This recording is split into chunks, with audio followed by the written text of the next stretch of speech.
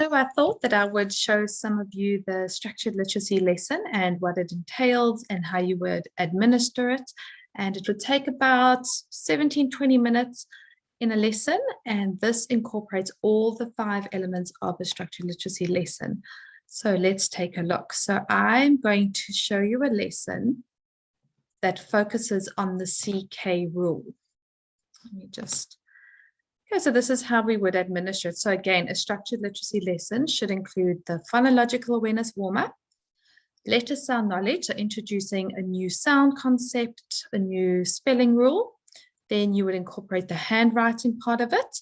Then there will be some words to read, which you'll decode in a whole class, a small group setting. Then they would do the writing of those words. And then you'd bring in a dictation, and at the end, you could do a quick little buddy reading. So again, incorporates all those elements in a lesson. Okay, so I'm going to take us through to lesson 7. So the CK rule. There is always a review. So whatever you learned the day before or a few days before, you review over that, just to remind them. So they were focusing on closed syllables.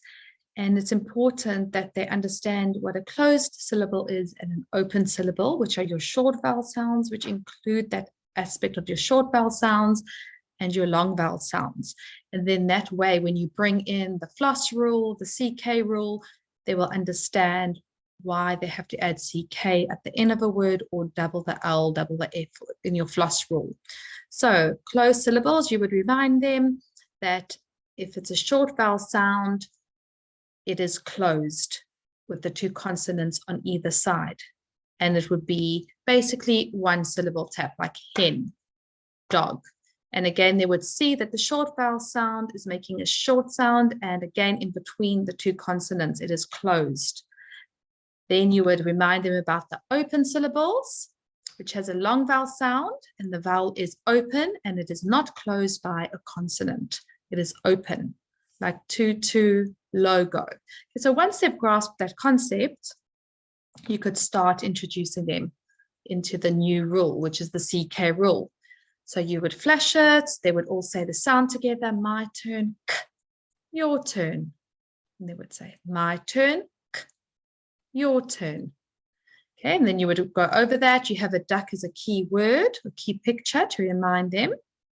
Then you would introduce the CK rule. When a short vowel word ends with the k sound, it is spelled with CK at the end. So in kick, sock, duck, back, they all have short vowel sounds. And usually 1 syllable, kick, sock, duck, back.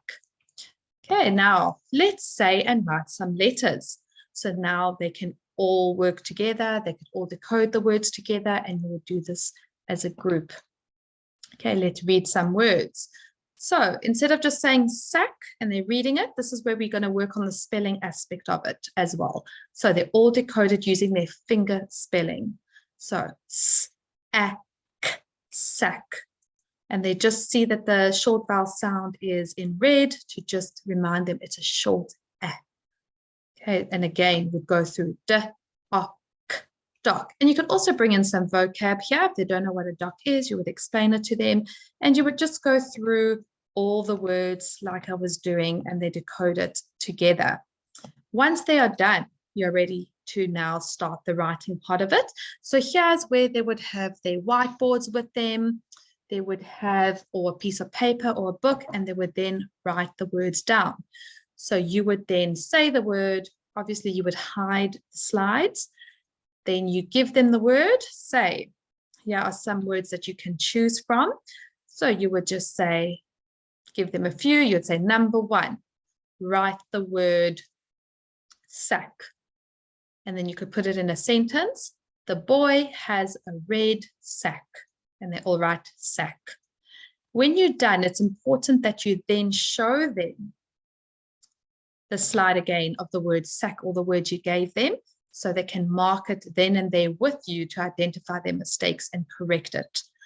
Again, it's not about whether they get it wrong or right. If they did get it wrong, they could just underline it, correct it on top, and give themselves a little tick so they just feel that they've got that success still.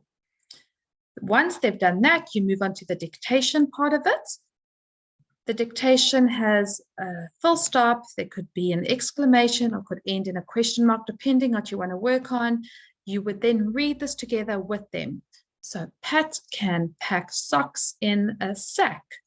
Then they would all read it together. Then you could count the words in that sentence. Pat can pack socks in a sack. Then you would hide it, they would write it. Then you're going to show it again to check that they have done this correctly with little boxes underneath. Do they have finger spaces? Do they end in a full stop? Did they start with a capital letter? And have they spelled their CK words correctly? And again, this has to be done then and there so they can correct their mistakes. And then the last part would be a let's read. And you could do this together, or you could even print this out and they could find all the CK words and they could write it. So you read this as a buddy reading or in a class, or they could go off with the buddy, read this together. And that is how a structured literacy lesson could work to best support children's spelling and reading skills. If you would like to see more of this or our lessons, or you'd like to purchase this, please contact us or send us a message. I hope this was helpful and we look forward to hearing from you.